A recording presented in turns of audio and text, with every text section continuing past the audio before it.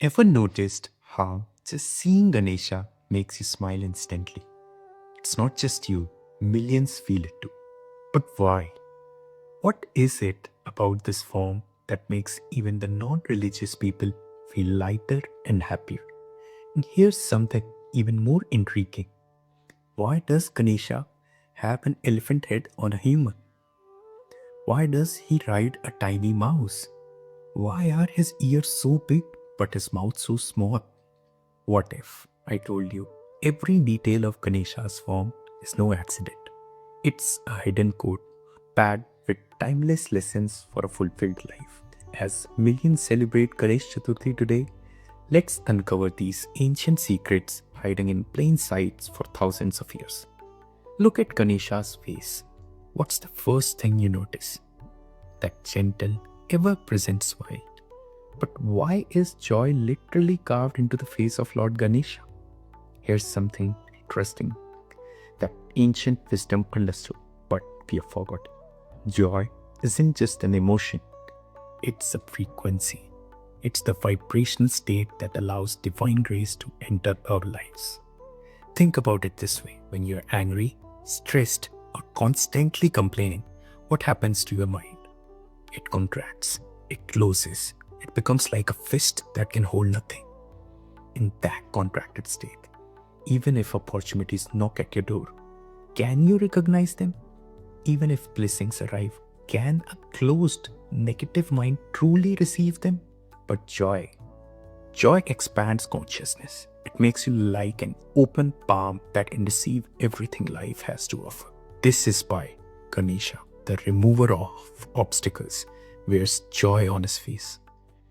Now, look at his proportions. Massive ears, tiny mouth. Why would the divine form be designed with such unusual proportions?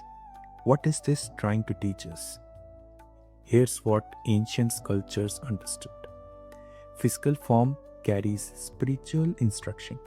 Ganesha's ears aren't just big, they are deliberately, impossibly large. His mouth isn't just small, it's almost delicate in compaction. But why is listening more sacred than speaking? Think about how wisdom actually enters your life. Has it ever come from your own talking? Or has it always come through listening? Listening to a teacher, listening to an experience, listening to that quiet voice within, even listening to your mistakes. The ancient Sanskrit saying goes, Maun hi sarv sadhanam uttanam. Silence is the highest spiritual practice. But why? Because in silence, you stop projecting your limited understanding onto the word and start receiving unlimited wisdom from it. But here's the deeper layer. What are those big ears really meant to hear? Not just external sounds, but the subtle vibrations of life itself. When your mind is constantly chattering, constantly forming opinions and judgments, you miss the deeper communications happening all around you. The wisdom in nature, the guidance in synchronicities, the truth that people reveal between their words. Ganesha's small mouth teaches us something equally profound. When you do speak, let it be like nectar, not poison. In a social media age, everyone has a platform. Everyone has opinions about everything. But Ganesha asks, is what you are about to say going to heal or harm? Elevate or diminish? And wisdom or just add noise? Here's the practical test. Before you speak, pause and ask, am I speaking from ego or from understanding? Am I trying to prove I'm right, or I'm trying to contribute something valuable?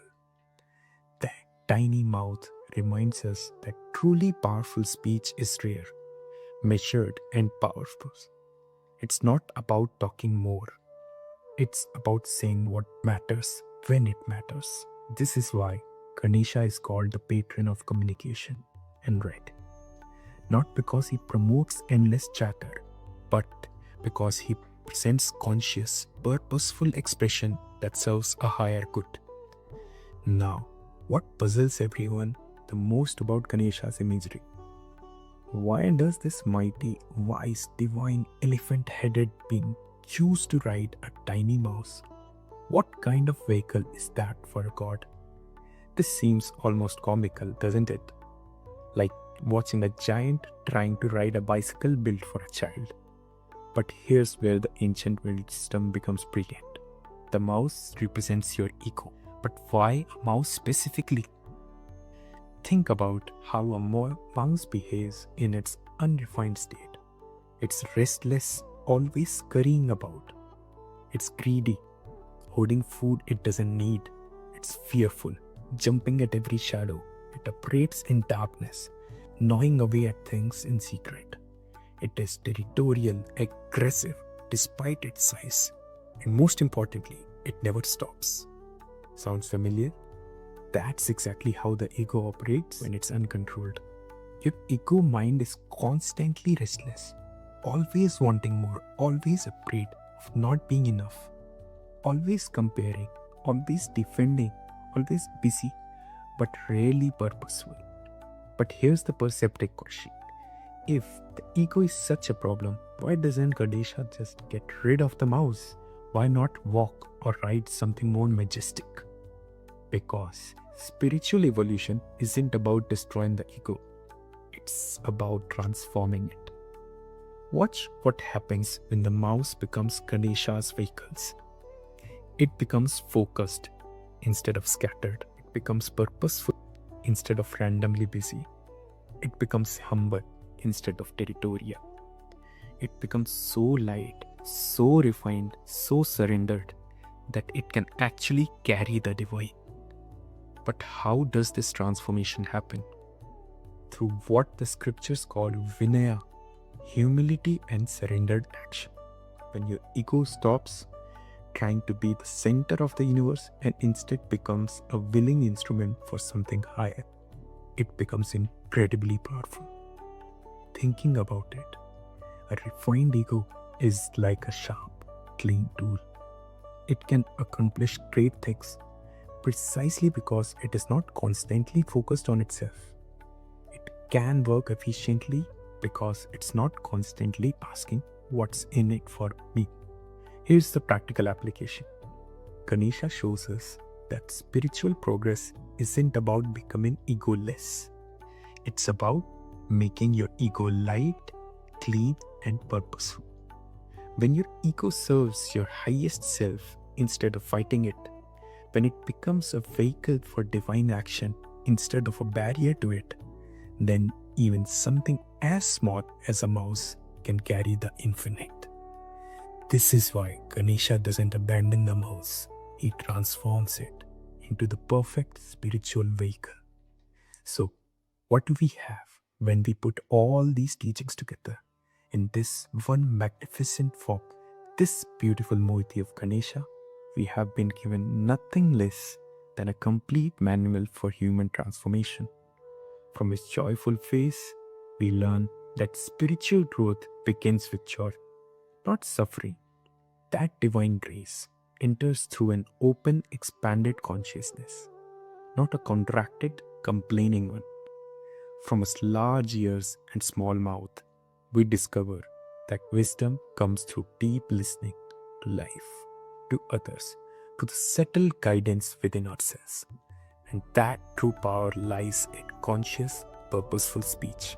From a mouse vehicle, we see how even our ego can become a refined instrument for divine action when it's humble, light, and surrendered. But here's what makes Ganesha truly universal. These aren't just Hindu teachings or Indian philosophy. These are fundamental principles of human consciousness that apply to anyone, anywhere, seeking to live a more awakened life. This is why people from all backgrounds, religious or not, feel drawn to Ganesha's energy. He represents the essential preparation needed for any spiritual or even worldly endeavor to succeed. He's not asking you to believe in him. He's showing you how to believe in your own highest potential. So, this Ganesh Chaturthi, as you welcome him into your home or into your heart, remember this. You're not just bringing home an idol, you're inviting a teacher.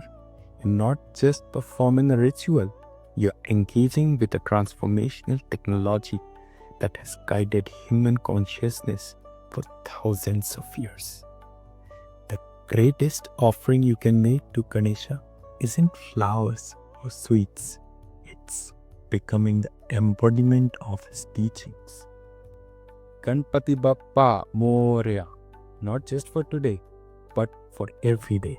Like joy, wisdom, and conscious action flows through you. Thank you.